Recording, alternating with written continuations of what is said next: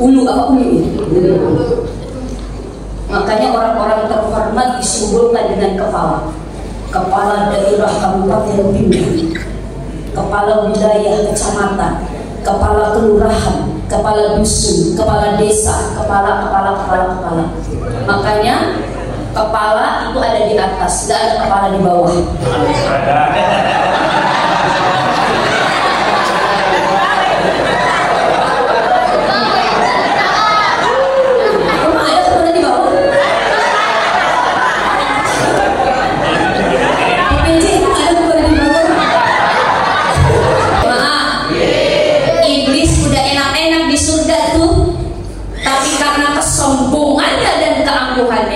Dia dikeluarin kok dari surga. Kita mau masuk surga sombong, jangan harap. Mudah-mudahan kita terhindar dari penyakit hati sombong, macinikan. Apalagi mah di hati, masih di hati, ya Allah. Tetangga beli kipas angin baru, dia berputar kepalanya. Tetangga beli kulkas dia yang mekek. Tetangga yang beli kompor baru dia yang tetangga naik jabatannya, dia naik tensi. Tetangga beli motor baru, dia yang murung. Tetangganya beli mobil baru, dia naik mobil ambulans. Tidak serangan jantung. Tetangganya naik ke tanah suci, dia innalillahi. Ya Allah. Ini ada fikih sedikit, Bu. Ibu, maaf.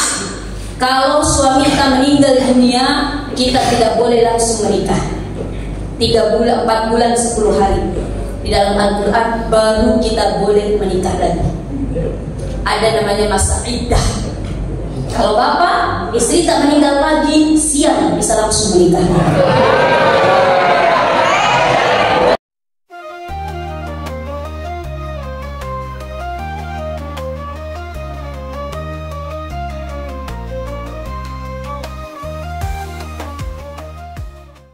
Persatu tanpa terkecuali. Semoga mudah-mudahan ridhoi, dirahmati, diberkahi oleh Allah Subhanahu wa taala, dan lebih khusus keluarga besar daripada orang tua kita almarhum Bapak Haji Junaid dan juga Ibu Haja Mariha, yang insya Allah dengan pembangunan masjid ini pahala akan terus mengalir kepada beliau-beliau berdua, insya Allah. Amin, amin ya rabbal alamin. Bersyukur kepada Allah Subhanahu wa taala, pada malam hari ini kita sama-sama berkumpul, bermujalasah, duduk di tempat yang insya Allah penuh keberkahan dan ridho dari Allah Subhanahu wa taala, di Masjid Junaid Sulahi Sholihin ini, untuk sama-sama kita peringati peringatan Isra dan Mi'raj Nabi besar Muhammad sallallahu alaihi wasallam. Walaupun kalau kita berbicara peringatan Isra dan Mi'raj itu tidak semeriah peringatan Maulid, betul tidak? Saya kemarin keliling safari Isra Mi'raj ke Pulau Sumatera, Palembang, naik speed menelusuri Sungai Musi. Ada 4 titik saya ceramah di sana. Masya Allah, itu naik speednya yang kecil. Kata panitia, Ustazah, ini di sini sungainya banyak buaya. Oh begitu? Iya. Ustazah nggak takut nih di dalam ada banyak buaya? Saya bilang, Bapak, saya nggak takut kalau buaya masih di laut atau masih di air. Yang saya takutin ketika buaya itu naik ke daratan. Buaya darat, Masya Allah. Itu luar biasa. Tetapi apa? Beda ketika safari Maulid dengan safari Isra Mi'raj. Memang berbeda di tempat manapun. Kemarin saya di Sumatera karena yang manggil adalah komunitas orang Sulawesi. Dan ada namanya Sungai Semut, di situ mayoritas 95% Bugis Manang. Padahal ada di Sumatera. Di Kalimantan juga saya pernah begitu.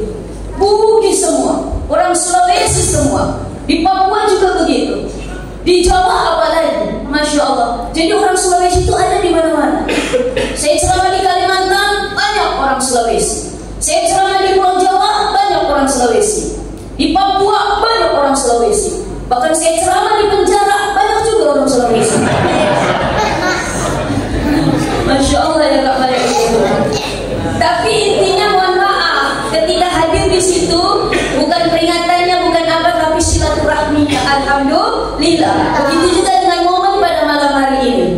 Kalau maulid mungkin Masya Allah, angka sokok nah, angka telok nah, angka burak nah, angka pantai nah. Tapi Isra Mi'raj angka bepana. Tapi apa? Inilah. Padahal mohon maaf kalau bicara peringatan maulid itu mohon maaf untuk meningkatkan kecintaan kita kepada Rasulullah. Tapi kalau berbicara peringatan Isra dan Mi'raj, kita berbicara tentang keimanan. Keimanan dan mempercayai, meyakini bahwa ada satu peristiwa yang mana peristiwa ini diceritakan langsung oleh Allah di dalam Al-Quran. Dan peristiwa ini akan sangat fenomenal, dan fenomenalnya tidak akan pernah terkikis dengan sejalannya waktu terus berjalan sampai kiamat. Ini peristiwa ini sampai sehebat apapun ilmu teknologi, sehebat apapun perkembangan pengetahuan, tetapi Isra dan Mi'raj tidak akan pernah tertandingi kefenomenalannya. Kenapa? Karena yang melakukan Isra dan Mi'raj itu yang action langsung Allah Subhanahu wa ta'ala. Rasul hanya sebagai aktor, Nabi Muhammad hanya sebagai pelaku yang mengarahkan, yang memperjalankan. Itu semua adalah Allah Subhanahu wa ta'ala. Mudah-mudahan dengan Isra dan Mi'raj ini insya Allah akan bertambah keyakinannya, keimanan kita, ketakwaan kita, dan ibadah kita akan semakin berkualitas dan bertinggi di mata Allah dan Rasulnya. Amin. Amin ya rabbal alamin. Salawat dan salam tak lupa kita curahkan kepada baginda Rasulullah sallallahu alaihi wasallam. Saya kita sama-sama bersalawat. Allahumma shalli wa sallim wa sallim wa barik alaihi. Sallu jamaah. Oh jamaah. Alhamdulillah. Isra dan Mi'raj itu terjadi bukan tiba-tiba. Isra dan Mi'raj itu terjadi bukan karena mohon maaf tidak ada apa-apa. Isra dan Mi'raj itu terjadi karena ada peristiwa rentetan kejadian yang melatar belakangi Isra dan Mi'raj itu. Satu, hikmah yang pertama, sebelum Rasul di Isra Mi'rajkan, Rasul itu kan diuji bertubi-tubi. Beliau diangkat menjadi Nabi dan Rasul usia 40 sanah, 40 tahun, dengan turunnya surat Al-Alaq 1-5. Iqra bismi rabbikal-ladzi khalaq. Beliau diperintahkan berdakwah sembunyi-sembunyi. Beliau lalu diperintahkan berdakwah terang-terangan. Mulai terang-terangan itulah Rasulullah mulai diuji, ditantang, dihalangi oleh orang-orang yang memang tidak menghendaki adanya agama baru, yaitu agama Islam.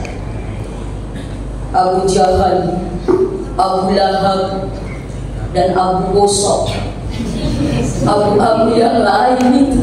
Ya Allah ya Rahman ya Karim. Beliau bukan hanya disiksa secara hati, secara fisikis, beliau pun disiksa secara mohon maaf materi. Lagi ibadah, beliau dikasih kotoran kepalanya. Beliau mau lewat, mohon maaf, dikasih ranjau di jalanannya. Masya Allah. Lalu puncaknya 3 tahun beliau di embargo ekonomi, embargo sosial, embargo politik, diasingkan Rasulullah. Tidak boleh Muhammad dan umatnya, keluarganya melakukan transaksi ekonomi. Tidak boleh dinikahkan dan menikahkan. Embargo ekonomi, sosial, politik. Kelaparan, kehausan, kesusahan. Selesai 3 tahun embargo, beliau kehilangan pelindung pertama beliau, yaitu Abu Thalib, pamannya. Jadi kalau beliau berdakwah masih ada pamannya, beliau agak tenang. Karena benteng perlindungan beliau yang pertama itu pamannya Abu Thalib. Pulang ke rumah ada pelindungnya lagi memberikan ketenangan. Siapa? Istri tercinta Khadijatul Kubra. Tapi pada saat itu Allah menguji dua orang yang sangat berperan dalam dakwahnya Rasulullah, diambil oleh Allah Subhanahu wa Ta'ala. Pamannya 3 bulan kemudian istri tercinta. Pak, saya tanya boleh? Boleh Pak? Bapak kalau kehilangan istri meninggal sedih tidak? Jujur jangan ada dusta di antara kita. Sedih tidak? Sedih Pak? Sedih? Berapa lama sedihnya? Oh 3 hari ya Bapak. 3 hari. Ketika meninggal aja istri kita dia menangis, Mama, kenapa kau tinggalkan Papa? Papa sendirian, Papa gak bisa hidup tanpa Mama. Pret. Ya Allah, dia menangis. Tadi kata Pak PJ 3 hari kemudian udah ketawa-ketawa. 1 bulan kemudian kami bemorna, penemonri. Masya Allah. Bahkan belum punya bemor, dia sudah punya beca. Apa itu beca? Beca cadangan.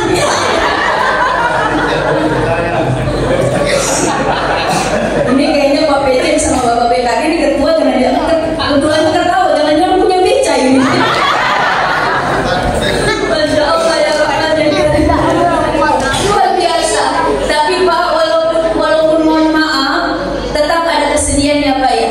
Walaupun istri tak mungkin cerewet, istri tak tidak semulia Khadijah, istri tak tidak sesoleh Khadijah, istri tak tidak mohon maaf, tidak sebaik Khadijah, tapi tetap ada kesedihan karena ada kehilangan. Betul tidak? Apalagi ini sosok Khadijatul Kubra bukan hanya sebagai istri, Bu. Bayangkan, beliau sebelum menikah ini adalah seorang wanita hebat, businesswoman, seorang yang kaya raya. Bahkan menurut riwayat, kekayaan kota Mekah sepertiganya itu adalah milik Khadijatul Kubra. Kan Rasulullah sendiri pertama ketemu dengan Khadijah, kenapa? Karena bawa dagangannya Khadijah. Beliau terkenal sangat kaya. Tapi ketika beliau menikah dengan Nabi Muhammad SAW, apalagi ketika Nabi Muhammad diangkat menjadi Nabi dan Rasul membawa risalah, Khadijah benar-benar berkorban. Bukan hanya dengan dananya, bukan hanya dengan dayanya, bukan hanya dengan doanya, semua beliau serahkan untuk apa? Modal syiarnya Rasulullah SAW. Sampai menurut riwayat, ketika Khadijatul Kubra meninggal dunia, beliau pun memakai pakaian yang penuh dengan tambalan bajunya. Kenapa? Karena memang Masya Allah, beliau serahkan semua hartanya untuk pengorbanan berdakwahnya Rasulullah, suami tercinta. Saking hebatnya Bu, satu-satunya wanita yang mendapatkan salam langsung dari Allah dari malaikat Jibril adalah Ibunda Khadijah. Kita dapat salam dari Pak PJ, ada salam dari Pak PJ, Pak Di. Senang banget. Ini salam dari yang menciptakan makhluk, salam dari yang mengatur dunia ini, Allah Subhanahu wa Ta'ala. Bagaimana tidak hebat dan mulianya itu manusia. Siapa dia? Khadijatul Kubra. Masya Allah, harus kehilangan wanita hebat di samping Rasulullah. Sedih dan luar biasa. Beliau mencari hiburan, pergi ke Taif. Karena di sana beliau besar di sana, kurang lebih umur 1 sampai 6 tahun. Beliau tinggal di Taif. Kenapa? Karena diasuh oleh Halimatus Sa'diyah. Di daerah Taif, saya mau ke sana, banyak saudara saya di sana, mungkin bisa membantu perjuangan dakwah saya. Tapi ternyata belum sampai di Taif, yang namanya kabar hoax sudah masuk ke orang-orang Taif yang dibawa tadi oleh Abu Jahal, Abu Lahab, Abu Gosok dan Abu Lahab. Nanti kalau ada orang yang bernama Muhammad, dia ngajak kamu masuk agama kamu, jangan percaya. Muhammad itu tukang sihir, Muhammad itu pendusta, Muhammad itu orang gila, sinting. Dia ingin memecah belahkan persaudaraan kita. Dia ingin apa? Menghancurkan agama nenek moyang kita. Sudah datang itu berita hoax ke daerah Taif, sehingga ketika sampai Rasulullah di Taif, bukan bantuan yang didapati, hinaan, celaan, bahkan mohon maaf lemparan batu dari penduduk Taif. Berdarah tubuh Rasulullah. Malaikat berbisik, Muhammad, kalau darahmu sampai menetes jatuh ke bumi, hancur penduduk.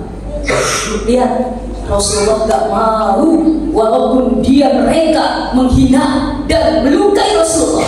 Rasulullah gak mau sampai darahnya menetes di bumi. Beliau tahan jangan sampai itu darah menetes di bumi, karena kalau menetes di bumi, Masya Allah, penduduk Taif akan hancur. Beliau tahan, kenapa? Karena beliau masih cinta kepada mereka, walaupun mereka sudah menzoliminya. Masya Allah. Dari peristiwa inilah Rasulullah diberi reward oleh Allah, jalan-jalan Isra Mi'raj. Hikmah yang pertama, Bapak Ibu, usikum binafsi, saya pun menasihati diri pribadi. Kita hidup di dunia tidak melulu sesuai dengan harapan kita. Betul tidak? Pasti ada sesuatu yang tidak sesuai dengan harapan kita. Kita hidup di dunia tidak melulu orang suka sama kita. Bayangkan, sekelas Rasulullah pun punya haters, punya orang yang tidak suka, punya orang yang membenci dia sekelas Rasulullah. Apalagi kita bukan Rasul, manusia biasa. Pasti ada yang suka, pasti ada yang tidak suka. Sehebat apapun orang akan menjatuhkan kita, tapi kalau kita masih dijaga oleh Allah, Allah tidak menjatuhkan kita, tidak akan pernah kita jatuh. Sehebat apapun dia akan menjatuhkan kita. Kenapa? Kalau kita yakin dan bersandar kepada Allah Subhanahu wa ta'ala. وَلَنَبْلُوَنَّكُمْ بِشَيْءٍ مِنَ الْخَوْفِ وَالْجُوعِ وَنَقْصٍ مِنَ الْأَمْوَالِ وَالْأَنفُسِ وَالثَّمَرَاتِ وَبَشِّرِ الصَّابِرِينَ. Kata Allah, wahai hamba-hambaku, wahai manusia, aku ini terkadang akan menguji kalian dengan sedikit ujian. Kata Allah, minal khawfi, rasa takut. Apa itu takut bahasa Indonesia? Apa? Mitau apa? Macam-macam. Ada yang takut gelap, ada yang takut tinggi, ada yang takut kehilangan jabatan, ada yang takut kehilangan harta, ada yang takut kehilangan keluarga, ada yang takut kehilangan suami. Ibu takut nggak kehilangan suami? Takut. Hah? Kalau bapak takut kehilangan istri?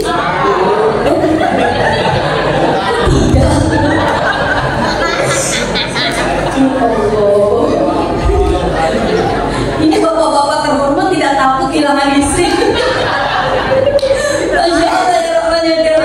Rasa takut itu wajar, karena memang apa? Itu manusiawi.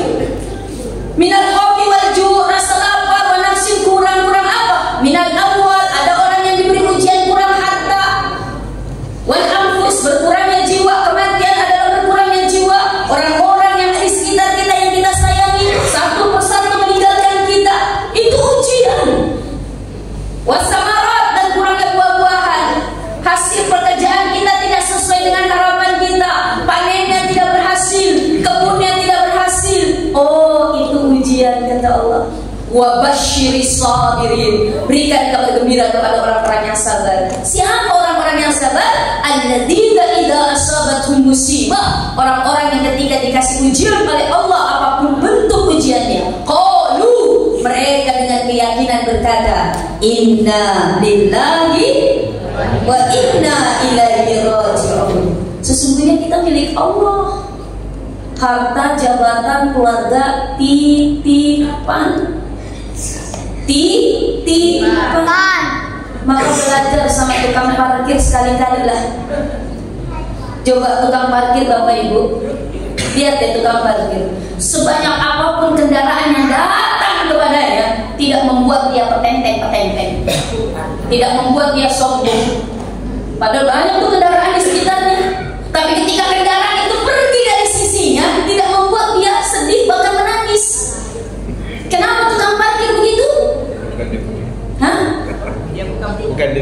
Karena tukang parkir berpikir, ini bukan punyaku, ini hanya dititipin, ini hanya titipan orang kepada saya. Jadi kalaupun ada di sekitar saya, nggak membuat saya sombong, pun ketika dia pergi dari sisi saya, nggak membuat dia sedih. Gitu juga kita. Semua yang ada di sekitar kita ini hanya titipan milik Allah Subhanahu wa Ta'ala. Jamaah, oh jamaah, Allah bersandar kepada Allah. Makanya kata guru saya, belajar ilmu sabar itu seperti belajar sama tukang kelapa. Apa? Kaluku, kaluku. Coba orang yang mau ambil buah kaluku, pohon kaluku itu tinggi atau pendek? Tinggi, matang. Mau ambil kelapanya harus makin pendek. Sudah naik ke atas, dipetik itu kelapa, udah dipetik kelapa diapain? Dijatuhkan dari ketinggian. Kalau kelapa bisa ngomong, aduh sakit. Sudah dijatuhkan dari ketinggian, siksaan pertama. Datang lagi siksaan yang kedua, ambil parang. Siksaan yang kedua, sudah terbuka itu serabut, ditarik-tarik lagi serabutnya. 3 kali siksaan. Sudah terbuka serabut, masih ada tempurung, ambil lagi parang. 4 kali siksaan. Sudah terbuka, masih tempurungnya masih hitam, ambil pisau, kupas lagi. 5 kali siksaan. Sudah terkupas putih mulus, berhenti gak siksaan? Belum. Diapain lagi? Sudah diparut itu udah kecil-kecil tuh, berhenti siksaan? Diapain lagi? Lihat, ketika sudah diperas siksaan datang bertubi-tubi, dia bahkan ini kelapa bisa memberikan sesuatu yang manfaat bahkan untuk yang menyiksanya. Apa itu? Santan. Jadi misi kapur, jadi apa lagi? Katerisa, borongku, onde, masya Allah. Artinya kalau kita supaya kita bertahan sabar dan yakin kepada Allah, berbaik sangka kepada Allah, datang ujian kanan kiri atas bawah depan belakang. Kalau kita yakin, insya Allah nanti akan indah pada masanya. Sebagaimana Rasulullah mendapatkan yang luar biasa perjalanan yang indah Isra dan Mi'raj, kita akan mendapatkan kemuliaan. Yang semakin hebat seseorang akan semakin hebat juga ujiannya. Akan semakin soleh dan takwa seseorang akan semakin besar ujiannya. Maka mudah-mudahan ketika ujian kita datang, insya Allah kita termasuk orang-orang yang ditetapkan menjadi orang-orang yang sabar. Insya Allah. Innallaha ma'as-sabirin. Sesungguhnya Allah bersama dengan orang-orang yang sabar. Hikmah yang pertama. Hikmah yang kedua, Rasul sebelum di Isra Mi'rajkan didatangkan malaikat Jibril, Mikail, Israfil, dibelah dadanya, ini hadisnya sahih, dibelah dadanya, lalu dibersihkan hatinya dengan air Zam-Zam, lalu dimasukkan hikmah dan ilmu, lalu ditutup lagi, diletakkan awal. Kenapa Rasulullah harus dibersihkan hatinya? Kenapa Rasulullah harus dibersihkan hatinya? Apakah hatinya Rasulullah macarepa? Apakah hatinya Rasulullah itu kotor, jelek? Tentu jawabannya B. Rasulullah maksum, terjaga sifatnya, terjaga akhlaknya. Lihat, saking terjaganya Rasulullah mata musuh saja ditegur oleh Allah. Kita mata musuh kira-kira ada yang negur tidak? Bahkan kita mata musuh mata Bu, lebih banyak senyumnya atau mata musuhnya sama suami kan?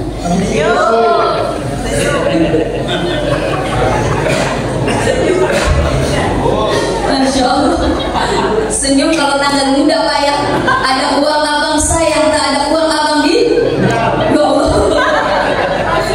Ya Allah. Rasulullah mata musuh saja langsung kok ditegur sama Allah. Padahal kalau kita mata musuh kan wajar ya. Ibaratnya kalau kita lagi kesel, kita lagi gak enak, biasanya kita mata musuh. Ini Rasul cemburu saja. Ada sawadawala anja abul a'ma. Allah langsung negur, Muhammad, kamu jangan cemberut. Ada orang yang datang kepadamu, walaupun dia buta, dia ingin apa? Dia ingin mencari ilmu, mendapatkan ilmu darimu. Padahal Rasul cemberut itu bukan sengaja. Rasul itu bukan yang cemberut, tetapi agak sedikit tidak memperdulikan. Kenapa? Karena ini dia datang, orang buta datang ini mencari ilmu dari Rasulullah, karena Rasulullah sedang sibuk dengan pemuka tokoh agama. Ibaratnya agak dicuekin. Rasul langsung ditegur semua. Bagaimana tidak maksud? Jadi hatinya benar-benar terjaga. Tapi karena Allah akan mempertemukan Rasul dengannya, Allah zat yang maha suci, maka Rasul harus benar-benar suci hatinya. Hikmah yang kedua, ibu bapak, kalau kita ingin mendapatkan kemuliaan dari Allah, bersihkan hati kita, khususnya dari penyakit-penyakit hati. Fa'alhamaha fujuraha wa taqwa. Allah memberikan ilham kepada hati dan jiwa berbuat fujur, jahat, wa taqwa atau takwa. Makanya kalau di jalan kan Bapak Ibu, kita lagi di jalan kan ada peringatan hati-hati. Kenapa bukan mata-mata? Kenapa bukan kaki-kaki? Kenapa bukan tangan-tangan? Tapi di situ peringatannya apa? Hati-hati. Padahal yang melihat apa? Mata. Karena ternyata mata bisa melihat, tangan bisa bergerak, telinga bisa mendengar. Itu semua bersumber dari hati. Makanya peringatannya hati-hati. Maka Allah pun memperingatkan kita. Yauma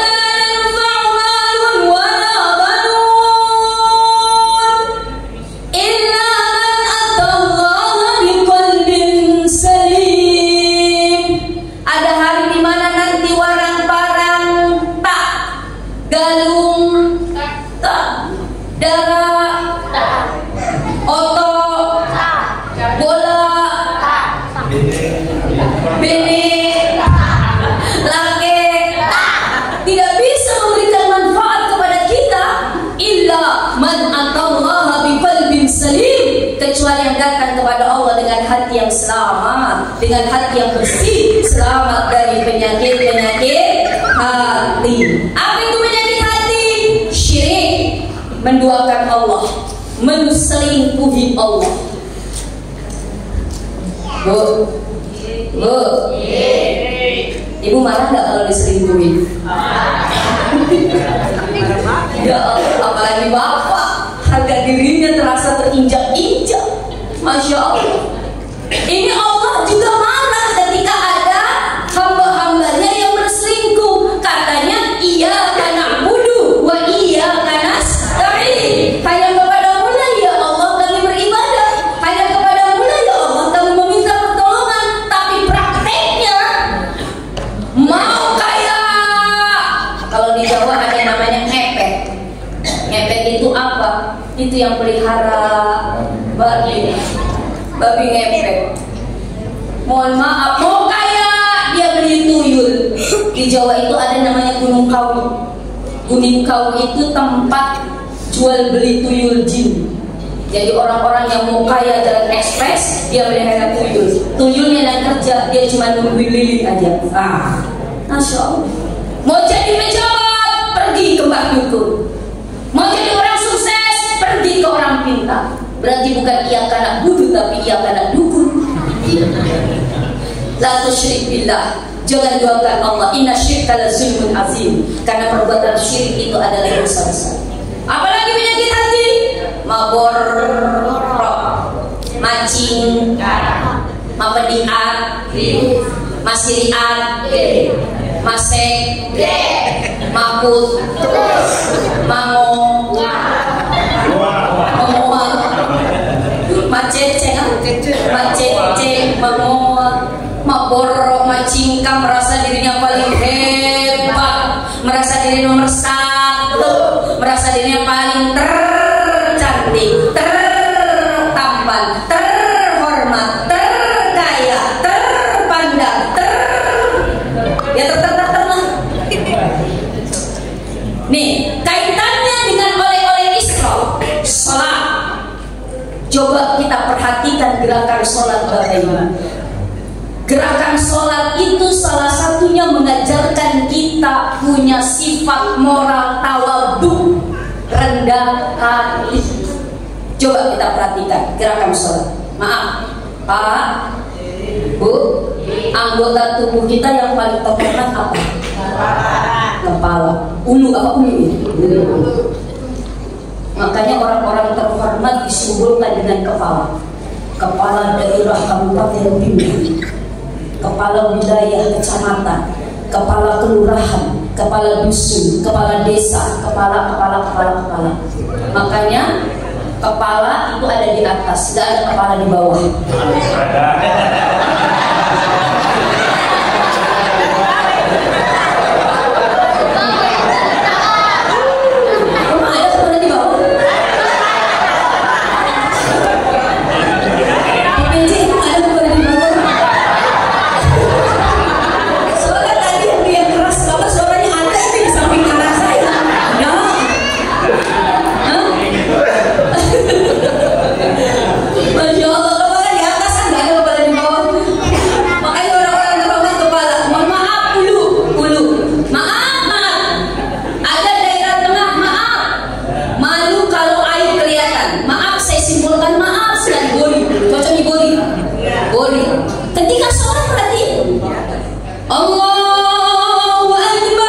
Posisi ulu di atas, Bori di bawah.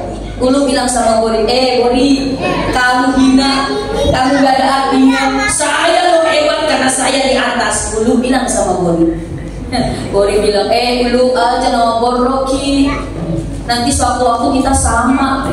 Betul. Ketika ruku, Allahu Akbar. Bagaimana posisi ulu sama Bori? Yang betul itu posisi yang ruku yang betul itu sejajar.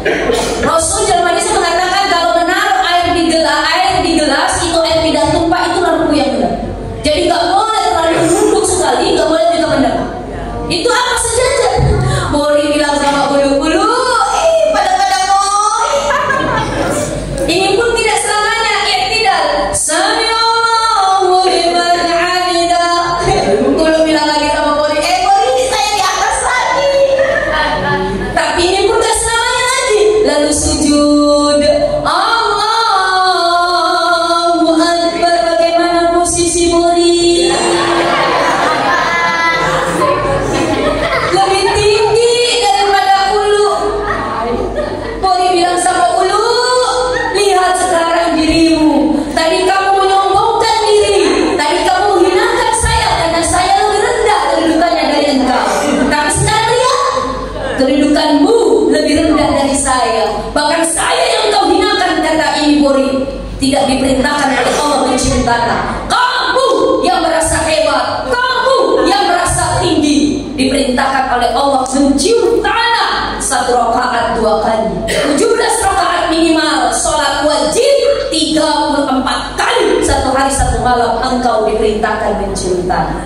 Tanah yang kita injak-injak, tanah yang di bawah. Tapi lihat, kamu diperintahkan oleh Allah untuk mencium tanah. Artinya ini mengajarkan kita agar kita tawadhu ketika di atas dan ketika di bawah. La tayasu min rauhillah. Sabar, jangan kita berputus asa. Bangkit dari keterpurukan kita. Inilah yang diajarkan di dalam gerakan sholat. Masya Allah, tabarakallah. Ini pun yang diajarkan untuk kita agar kita, mohon maaf, terbebas dari penyakit hati tadi. Maborro, majikan. Jamaah, jamaah. Iblis udah enak-enak di surga tuh, tapi karena kesombongannya dan keangkuhannya, dia dikeluarin kok dari surga. Kita mau masuk surga sombong, jangan harap. Mudah-mudahan kita terhindar dari penyakit hati sombong, majikan. Apalagi di hati, masih di hati, ya Allah. Tetangga beli kipas angin baru, dia berputar kepalanya. Tetangga beli kulkas, dia yang mengke. Tetangga yang beli kompor baru, dia yang panas. Tetangga naik jabatannya, dia naik tensinya. Tetangga beli motor baru, dia yang murung. Tetangganya beli mobil baru, dia naik mobil ambulans. Kena serangan jantung. Tetangganya naik ke tanah suci, dia innalillahi. Ya Allah, ini masih di hati. Mudah-mudahan kita terhindar dari seperti itu. Nah, jadi hikmah yang kedua, mudah-mudahan kita jaga hati kita, maka perbanyak kita beribadah, perbanyak hidup dengan orang-orang soleh, perbanyak kita baca Al-Quran. Itu salah satu untuk merefreshi hati kita agar hati kita terhindar dari penyakit hati. Obat hati itu ada 5 perkara. Yang pertama, baca Quran dan maknanya. Yang kedua, sering kita berpuasa. Yang ketiga, duduk dengan orang-orang soleh. Hadir di majlis taklim seperti ini, kita bermujalasah, bersilaturahmi, mengkaji ilmunya Allah. Itu sarana untuk merefreshi hati kita agar terhindar dari penyakit hati. Hikmah yang ketiga, Allah memperjalankan subhanalladzi asra bi'abdihi lailan minal masjidil haram ila al-masjidil aqsa alladzi barakna hawlahu linuriyahu min ayatina. Tujuan salah satu Allah mengisrakan untuk diperlihatkan kepada Rasulullah sebagian dari tanda-tanda kebesaran Allah. Dilihatin tuh, ada orang Masya Allah yang dia pikul satu beban, tambah lagi bebannya, tambah berat lagi bebannya, seakan-akan dia tidak mampu, tapi ditambah lagi, dia tidak mampu, ditambah lagi. Rasul bertanya, Jibril, itu gambaran umatmu seperti apa? Itu adalah gambaran umatmu, orang-orang yang maaf rakus dengan jabatan. Ya. Makanya jangan banyak-banyak punya jabatan, ya.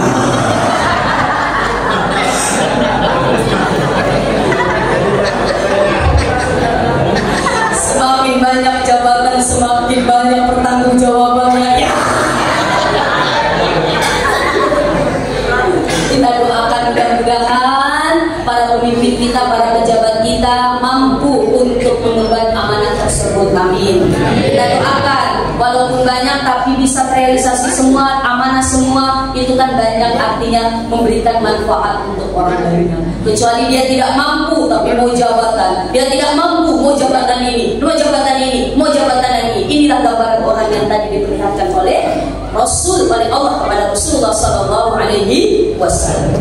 Ada orang yang menanam pada saat itu juga panen, tanam lagi, langsung panen, tanam lagi, langsung panen. Rasul Jibril, itu gambaran umatmu seperti apa?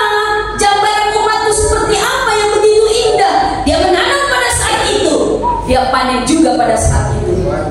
Itu adalah gambaran umatmu yang suka membelanjakan hartanya di jalan Allah. Dia akan mendapatkan panen yang luar biasa.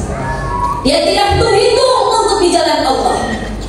Dia adalah apa? Gambaran orang-orang yang mabas dermawan, bukan orang-orang yang tapi terkadang kan kita hitung-hitung. Maaf, jemaah. Saya tanya dulu nih, 10 dikurangi 1 berapa? 10 dikurangi 5? 10 dikurangi 9? 1. Kata siapa? Kata guru. Belajar dari TK, SD, SMP, SMA, S1, S2, S3, S1, S0, S2, itu baku. Tapi matematikanya Allah kan gak gitu. Matematikanya Allah apa? 10 dikurangi 1, 19. 10 dikurangi 55. 10 dikurangi 9, 91. Loh kok bisa begitu? Ada rumusnya. Rumus apa? Ya rumus ayat dari Allah. Mana ayat itunya? Rumusnya man jaa bil hasanati falahu asyru amsalha. Barang siapa yang datang kepada Allah dengan satu kebaikan, maka baginya 10 kali lipat ganjarannya dari Allah Subhanahu wa taala. Ini pun tidak baku. Kata Allah bahkan sampai ila sab'ini atidifin, bahkan sampai 700 kali lipat. Tapi terkadang kita paku sama matematikanya ini. Ibu pergi ke masjid nih, bawa dompet. Di dalam dompet ada uang warna merah, ada biru, ada hijau, ada warna apa lagi? Coklat, ungu, ada gambar parang. 1000. Duduk cantik, tiba-tiba kotak amal lewat di hadapan kita. Jujur jangan ada dusta di antara kita. Kira-kira yang keluar dari dompet ibu dan bapak orang yang mana? Uang parang. Udah begitu robek lagi. Insya Allah. Dia bela dalam hati masukin kotak amal, biar CD, yang penting ikhlas. Betul? Betul. Karena ikhlas itu ruhnya amal, tapi lebih makanja banyak dan ikhlas. Masya Allah. Maka berbahagialah, mudah-mudahan keluarga almarhum Haji Junet yang menginfakkan hartanya untuk membangun masjid ini, lalu dimanfaatkan, digunakan. Insya Allah ini akan menjadi amal jariah. Insya Allah ini akan menjadi ladang pahala. Insya Allah ini akan pahalanya terus mengalir kepada orang-orang yang ikut membangun masjid ini, yang bahkan sudah meninggal dunia akan terus transfer pahalanya sampai yaumil akhir. Amin. Amin ya rabbal alamin. Ini hikmah yang ketiga. Lalu apa? Yang keempat, Allah Isra, memperjalankan minal Masjidil Haram ke Masjidil Aqsa. Jaraknya itu Haram sampai Aqsa 1500 km. Kalau naik pesawat sekarang kurang lebih hampir 2 jam. Kalau pada saat Rasulullah diisrakan membutuhkan perjalanan 1 bulan karena naik unta. 1 bulan pergi, 1 bulan pulang. Ini baru Isra saja udah gak masuk akal. Belum lagi berbicara Mi'raj. Isra perjalanan Rasul yang dikatakan alam nasu. Alam nasu. Sekali lagi nasu. Alam manusia. Kenapa? Karena di situ masih lintas planet bumi. Makanya dikatakan alam nasu, alam manusia. Sampai di Aqsa, kalau tadi pesawatnya pesawat Buraq dengan bodyguard malaikat Jibril, lalu dari Aqsa ke langit ke-7, ini pesawatnya Mi'raj. Tangga Arojaya Rujuk Mi'raj ini alat untuk naik. Tangganya seakan-akan tidak terbatas. Dari 1 sampai ke-7 langit dikatakan alam malakut. Alam malakut, alamnya para malaikat. Bahkan di situ diriwayatkan sebagai ulama Rasul dijadikan malaikat pada saat itu. Karena apa? 1, diperlihatkan malaikat sedang takbiratul ihram. Langit kedua sedang al-fatihah. Langit ketiga sedang ruku, iktidal, sujud, duduk di antara 2 sujud, tasyahud. Gerakan-gerakan yang dilihat oleh Rasulullah yang dipraktekkan malaikat nanti dipraktekkan ketika sudah mendapatkan perintah sholat dari Allah Subhanahu wa taala. Selain itu kan bertemu dengan punya para nabi. Langit satu Nabi Adam, langit kedua Nabi Isa, langit ketiga Nabi Yusuf. Yang mager talak dan tapak ini Nabi Yusuf. Ya Allah Pak, ada yang sini namanya Pak Yusuf? Ada. Coba katakan Pak Yusuf. Mager tak tidak. Itu lihat, bayangkan mager tanya Nabi Yusuf. Ini ibu-ibu dikasih pisau sama buah, lalu diperintahkan kupas buahnya. Lalu seiring ketika ibu-ibu sedang kupas buah, Nabi Yusuf disuruh masuk dia lewat ibu-ibu, lewat di depannya ibu-ibu. Saking gantengnya itu Nabi Yusuf, ibu-ibu yang sedang mengupas buah itu tidak terasa, bukan buah yang dikupas tapi jari-jarinya yang dikupas. Masih lihat Nabi Yusuf itu.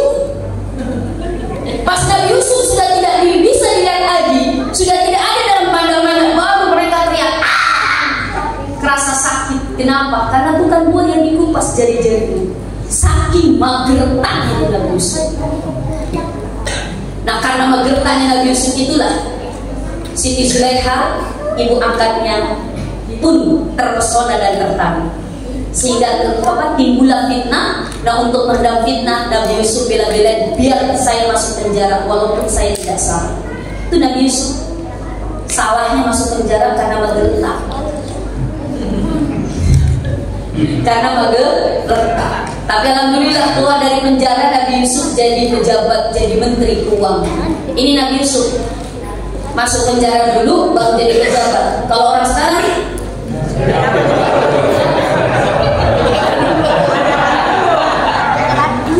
bukan saya yang ngomong ya, Bapak yang ngomong ya.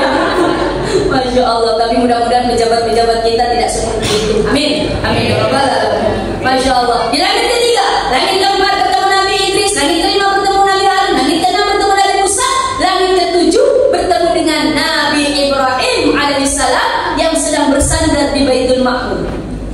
Apa itu Baitul Ma'mur? Baitul Ma'mur itu tempat tawafnya para malaikat. Jadi kalau Baitullah di Makkahul Mukarramah itu adalah tawafnya manusia, lurus ke atas itu ada namanya Baitul Ma'mur, tempat tawafnya para malaikat.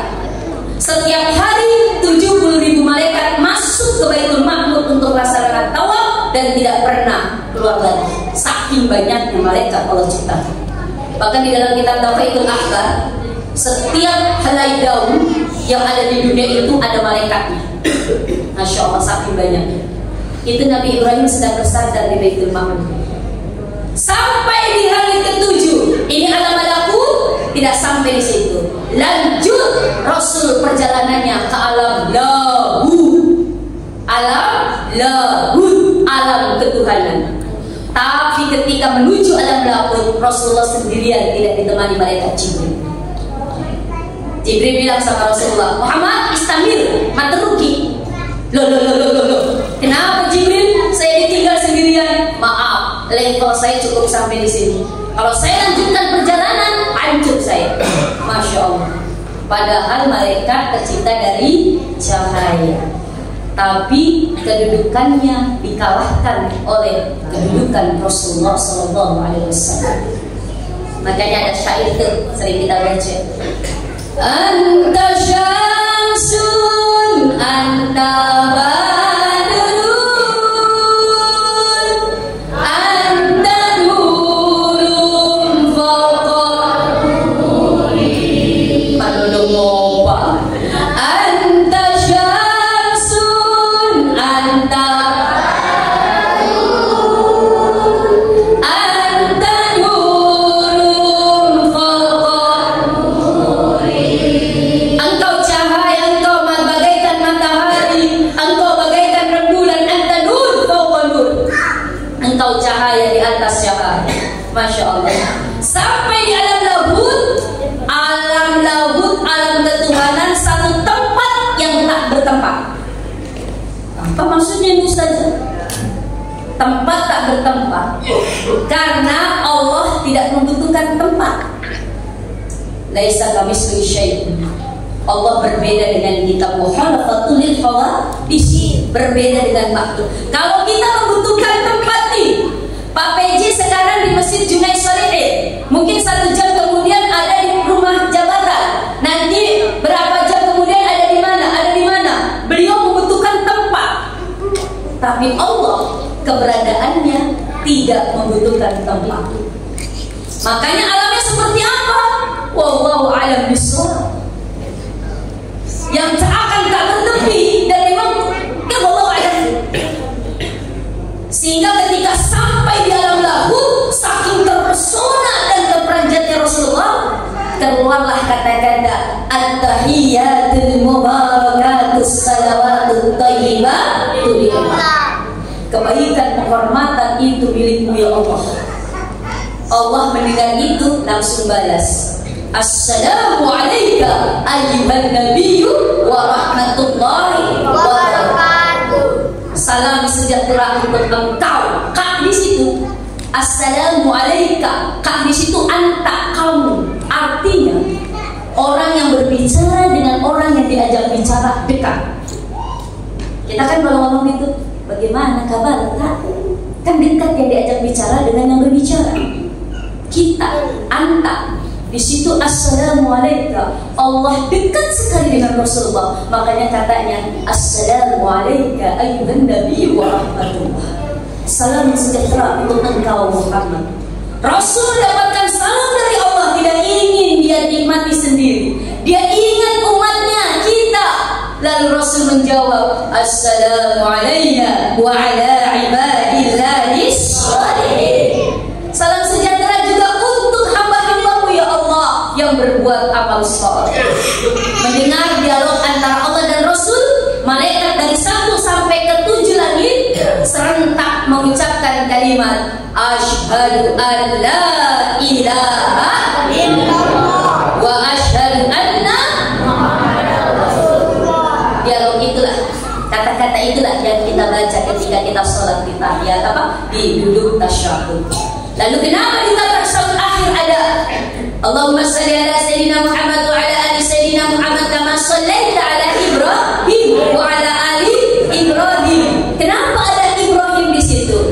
Karena ketika Rasul turun habis menerima perintah salat, lalu turun di langit ke-7 ketemu dengan Nabi Ibrahim, ditanya, Muhammad, dapat apa umatmu?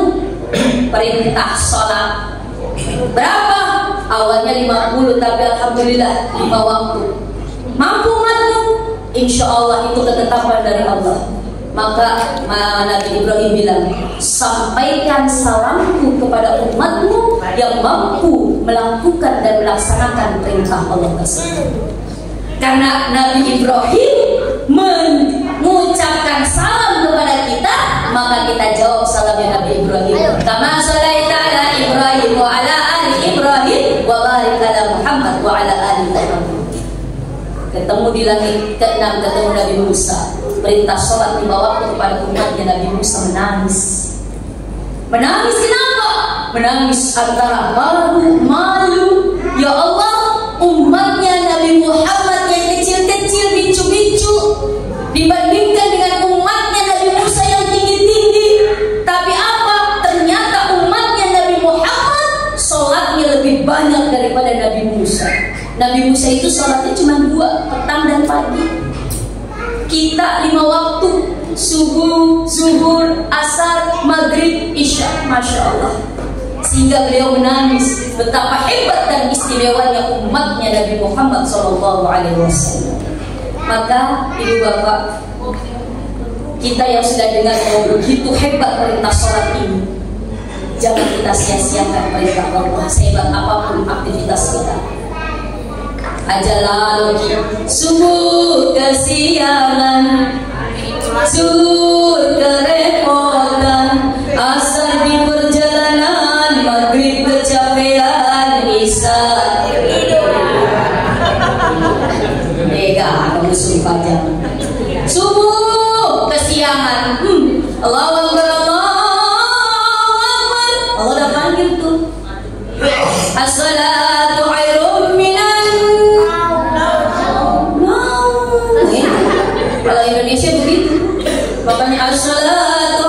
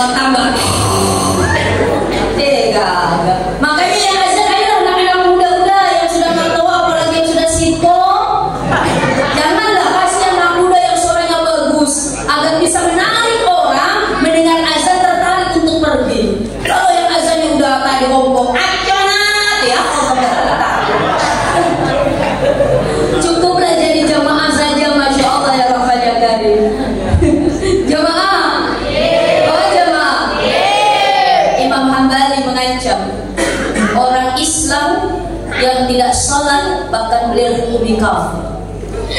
Walaupun Imam Syafi'i menghukumi fasik, artinya fasik dia melakukan pelanggaran terhadap perintah Allah. Perbedaan antara muslim dengan orang non-muslim itu ibadah sholat.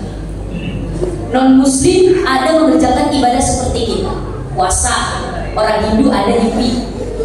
Dia bahkan, mohon maaf, bukan hanya tidak makan, tidak minum, dia aktivitas lain pun dia apa berhenti. Orang Nasrani, oh ada juga zakatnya nih. Bahkan dia 10% zakatnya lebih gede dari kita, 2,5%. Tapi sholat, tidak ada satu agama pun di dunia ini yang mengerjakan ibadah sholat.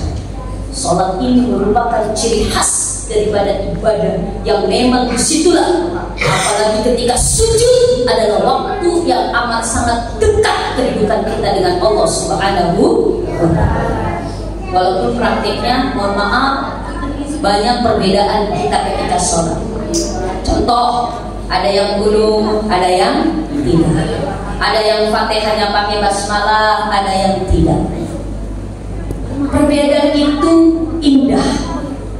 Jangan dijadikan perbedaan itu menjadi biang perselisihan, apalagi menjas dia salah, menjas dia kafir, menjas dia tidak baik. Maaf, Imam Hambali, Imam Syafi'i berbeda. Ketika takbir, Allahu Akbar, Imam Syafi'i sampai di telinga, Imam Hambali cukup sampai di dada. Jadi nggak benar juga ketika Allah. Mau apa ini, angkat tangan?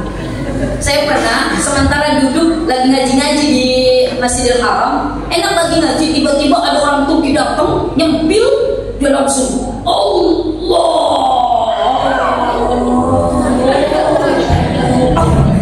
Saya lihat dari bawah, ini mau sholat atau mau pencak silat? Tapi kan saya nggak bisa juga, mungkin dia ada ilmunya yang saya tidak tahu. Masya Allah ya Rahman ya Karim. Ada kali Imam Syafi'i baina surah wa sadri, antara pusat dan dada. Ini Imam Syafi'i. Kalau Imam Hambali, maaf, di atas pusat, di atas pusat.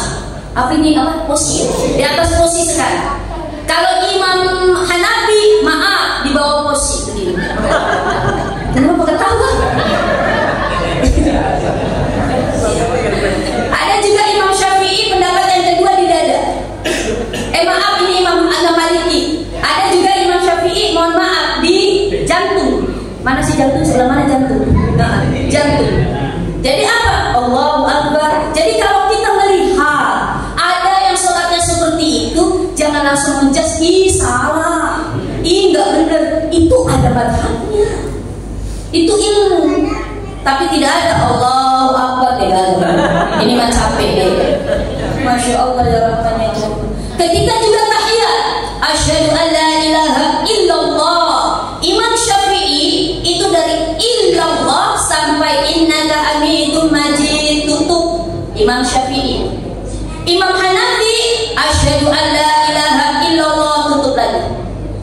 Jadi illallah saja tutup. Ini Imam Hanafi. Imam Maliki dari at-tahiyatul gerak kanan kiri, at-tahiyatul mubarakatus salawatut thayyibatu lillah assalam. Jadi kalau ada bapak-bapak yang begini kayak berarti Imam Maliki. Antara Imam Maliki sama lagi ngeliatin cincin barunya. Nah, kalau Imam siapa tadi, Imam Hambali. Imam Hambali lain lagi. Imam Hambali itu ketika ada kata Allah, dia goyang tangannya.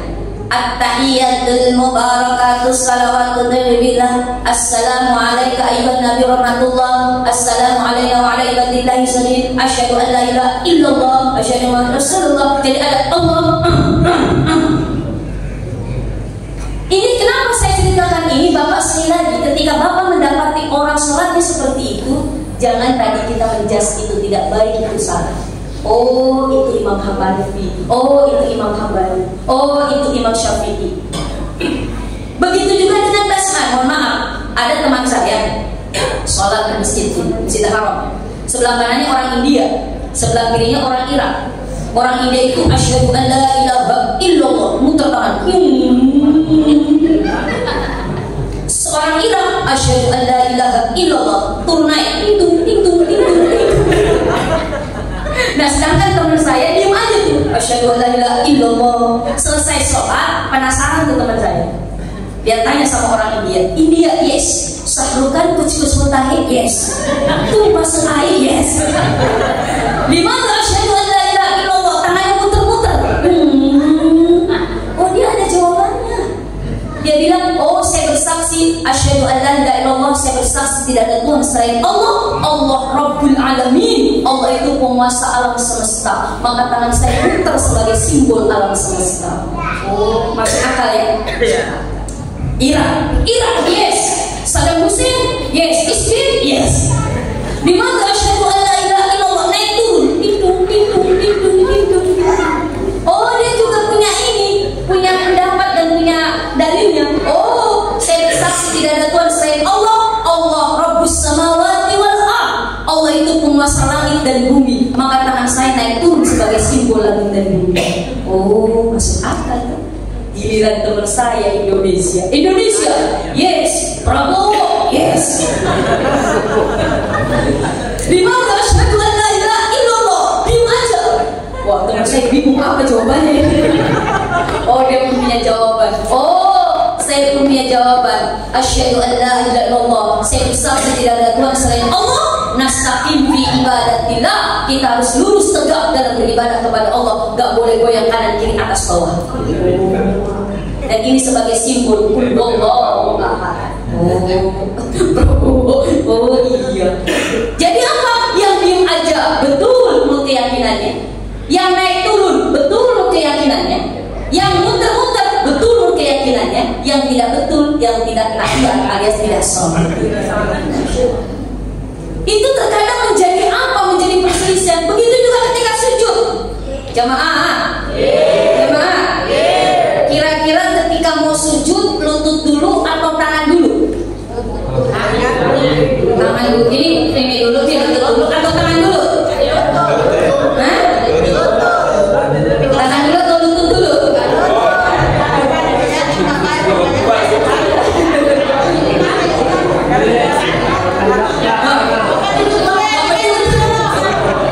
Karena ada kasus ini betul nih, sebagaimana diceritakan oleh guru kita. Mohon maaf Ustaz tadi ada itu orang di Bekasi, ini kisah nyata.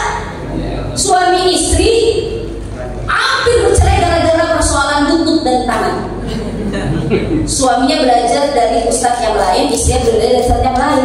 Pulang kerja, dia belum sholat isya. Pulang sholat isya, di samping ada istrinya. Ketika lihat suaminya sholat, ketika mau sujud, suaminya lutut dulu. Ini sedangkan istri belajar dari ustadznya, kalau mau sujud tangan dulu. Ketika sholat selesai, tidak ada mukadimah, langsung dia bilang sama suaminya, Mas, sholatnya tidak sesuai sunnah. Kenapa? Karena tadi Mas sujudnya lutut dulu. Menurut guru saya itu tangan dulu. Berarti Mas tidak sunnah. Oh suaminya gak mau kalah, namanya pemimpin. Pemimpin kan salah satu yang memang ciri khasnya tidak mau dipimpin, dia mau menerima masukan tapi tidak mau menerima saran. Laki-laki digituin, oh harga dirinya. Oh enggak, saya yang betul kata ustaz saya, lutut dulu. Oh enggak, tangan dulu, lutut dulu. Semalaman bertengkar. Masya Allah. Ternyata dia pergi ke ustaz yang benar-benar tahu semuanya.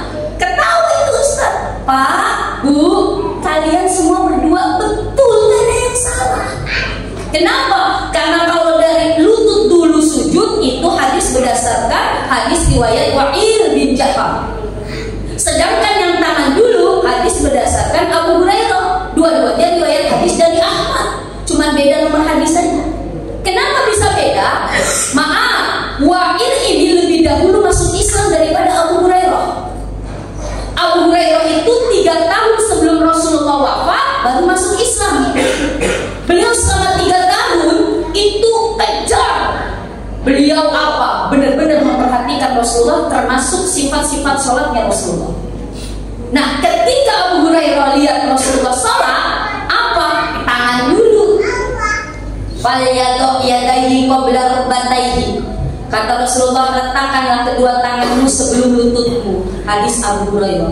Sedangkan hadisnya Wa'il falyadha rukbataini qabla yadayhi. Letakkanlah kedua lututmu sebelum tanganmu.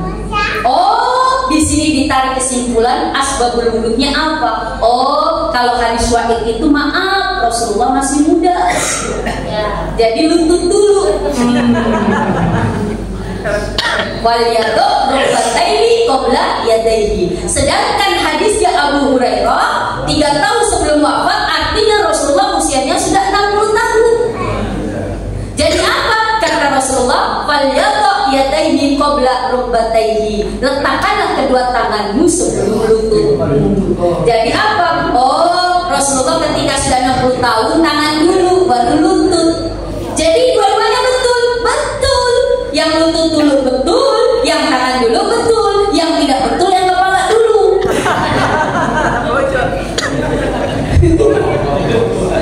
Nah, ini gara-gara ini terkadang mohon maaf salah dan salah. Masya Allah ya Rahman ya Karim. Satu lagi perbedaan yang sering jadi perdebatan. Maaf, bacaan basmalah. Ada yang jabr mengeraskan basmalahnya, ada yang tidak. Oh, kalau kita sholat di Masjidil Haram, Masjid Nabawi, itu kan basmalahnya nggak kedengaran. Langsung alhamdulillahirabbil alamin. Kenapa? Karena madhabnya Imam Hambali. Imam Hambali itu baca basmalah tapi tidak dikeraskan. Beda dengan Imam Syafi'i, kebanyakan kita basmalah dan juga dikeraskan. Imam Hanafi tidak pakai basmalah. Tapi lihat Imam Sudais, ketika beliau ke Masjid Istiqlal, pernah toh sholat Jumat di Masjid Istiqlal, beliau mengeraskan basmalahnya. Kalau nggak percaya, ketik di YouTube Imam Sudais, Imam Jumat, sholat Jumat di Masjid Istiqlal. Dengar, Bismillahirrahmanirrahim. Bismillahnya dikerasin. Ditanya, Imam, kenapa anda mengeraskan basmalah? Padahal anda ketika di Masjidil Haram tidak mengeraskan basmalah. Apa jawaban beliau? Maaf, saya ada di Indonesia yang mayoritas madhabnya Imam Syafi'i. Maka saya menghormati mayoritas mazhab Imam Syafi'i, saya mengeraskan basmalahnya. Kembali ke Saudi, tidak dikeraskan lagi basmalahnya. Ini bagaimana kita belajar dari tokoh-tokoh itu menghargai dan menghormati perbedaan. Perbedaan itu indah. Yang kunut silakan dengan keyakinannya, yang tidak kunut silakan yang menurut keyakinannya. Jangan bertengkar. Kalau kita bertengkar masalah ini, yang ketawa siapa? Yang tidak sholat. Maka dari itu, mudah-mudahan dengan kita ibadah sholat kita semakin berkualitas, mudah-mudahan kita pun semakin bijaksana. Dengan kita kualitas ibadah kita, sholat kita semakin bermutu, mudah-mudahan kita semakin menghargai seseorang. Karena sholat mengajarkan kita membangun fondasi hablum minallah dan hablum minan nas. Membangun apa? Hubungan vertikal kita dengan Allah. Allahu Akbar. Aqwalu wa af'alu mahsusatun muftatahatun bil takbir wa muftatahatun bil taslim. Salat, perbuatan, perkataan yang khusus yang diawali dengan takbir, diakhiri dengan salam. Allahu Akbar. Inna salati wa nusuki. Bangun fondasi dengan Allah. Lalu terakhir ditutup assalamualaikum. Assalamualaikum. Tengok sebelah kanan. Salam sejahtera. Doakan mereka. Bila perlu, ayo, ada orang-orang di sekitar kita yang membutuhkan uluran tangan kita.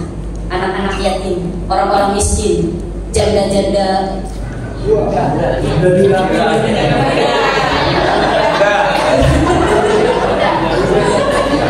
Duda-duda, janda-janda muda. Ya Allah ya Rahman ya Karim. Ada janda di sini?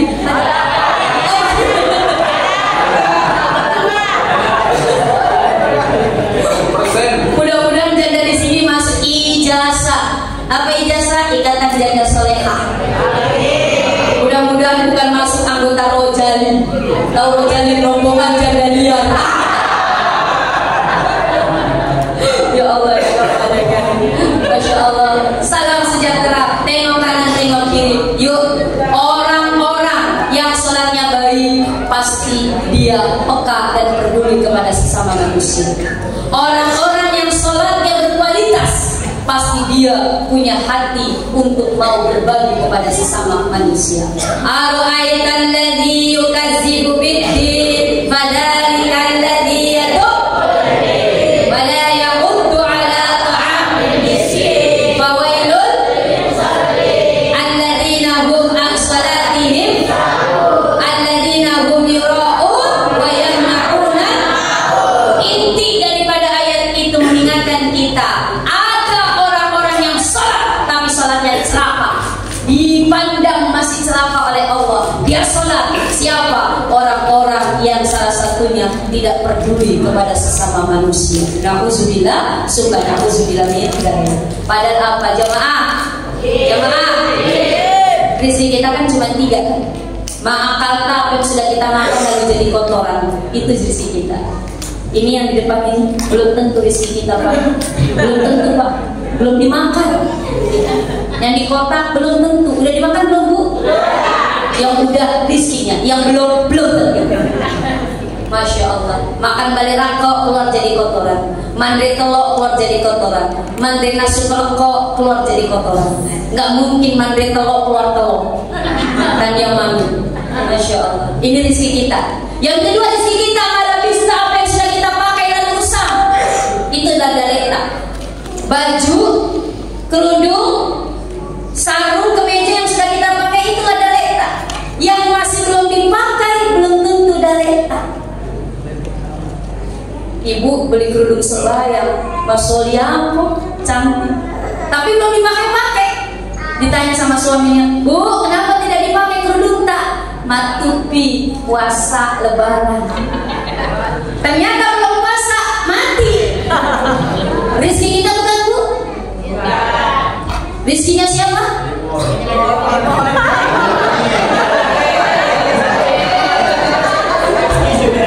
Betul, rizkinya beda. Bisa kita meninggal dunia, suami mau menikah lagi, bingung apa mas kawinnya nih. Dia buka lemari, ada kantong plastik, dibuka, wih kerudung sembahyang. Ini aja balik jadi mas kawin. Saya terima nikah yang kawinnya Fulana binti Fulan dengan mas kawin seperangkat alat sholat yang dibeli oleh istri saya yang sudah meninggal dunia. Subhanallah. Kita yang beli demo pakai, tak yang rasain.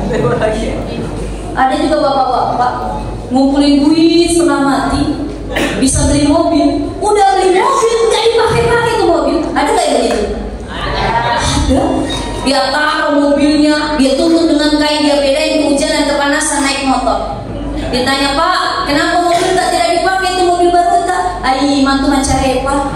Nanti lecet, nanti rusak, nanti kotor. Belum dinikmati mobil hasil tabungannya, mati. Kira-kira rezeki kita bukan, Pak? Jadi rezekinya siapa? Bukan lemon. Tahu lemon, lemon ya. Apalagi kalau istri tak nikah sama berondong, Pak. Ya. Kita yang setengah mati tuh kumpulin duit beli mobil, belum dinikmati mobilnya, mati lah. Nenek tak sama lemonnya, naik mobil lagi. Kita di dalam kubur gigi jari, Pak. Padahal siapa yang beli? Kita. Masya Allah. Makanya kalau bisa beli apa-apa langsung dipakai. Beli mobil baru langsung pakai. Beli baju baru langsung pakai. Pakai yang pertama untuk kebaikan. Punya mobil baru langsung pakai untuk ke masjid. Punya baju baru langsung pakai memberi jamaah. Punya baju baru langsung datang ke pengajian. Punya baju baru langsung pakai. Sarung baru langsung pakai. Istri baru.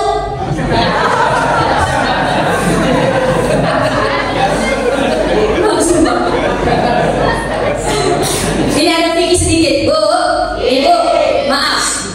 Kalau suami kita meninggal dunia, kita tidak boleh langsung menikah. 3 bulan, 4 bulan, 10 hari. Di dalam Al-Quran baru kita boleh menikah lagi. Ada namanya masa iddah. Kalau bapak, istri tak meninggal pagi, siang bisa langsung menikah.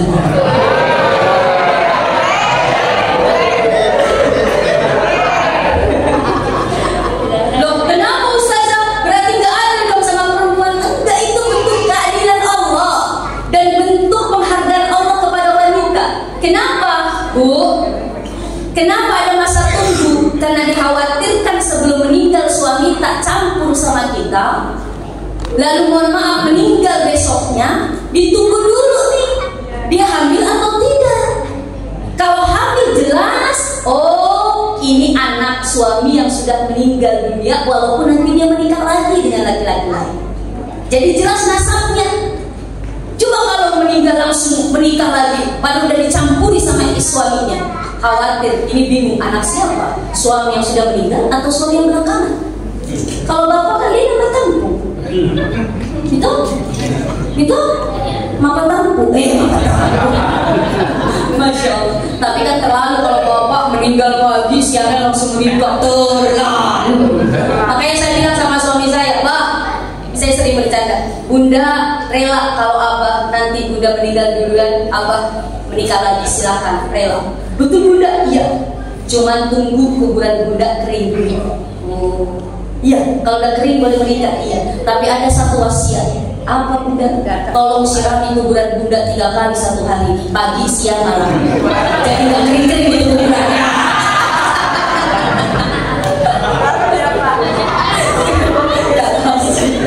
Masya Allah ya Bapak. Ini kembali rezeki kita yang kedua pada Bista, dan rezeki kita yang kedua terakhir masodakta. Apa yang sudah kita sedekahkan itulah rezeki kita. Jadi mudah-mudahan dengan kita memperbaiki sholat kita, Allah pasti memperbaiki kehidupan kita. Yang kedua, Ibu Bapak, jadikan sholat bukan hanya sekedar menggugurkan kewajiban, tapi jadikan sholat menjadi kebutuhan untuk kita. Sehingga ketika jadikan kebutuhan, sholat akan kita maksimalkan semaksimal mungkin, sebagaimana kita memaksimalkan memenuhi kebutuhan kita. Insya Allah. Jadi ini saja yang bisa saya sampaikan. Mudah-mudahan dengan kita berkumpulnya kita ini, Allah rahmati, Allah ridhoi, dan Allah berkahi. Yang salah mutlak datang dari pribadi saya. Kalau ada kebenaran semata-mata datang dari Allah Subhanahu wa taala. Wal afu minkum wa billahi taufiq wal hidayah. Wassalamualaikum warahmatullahi wabarakatuh.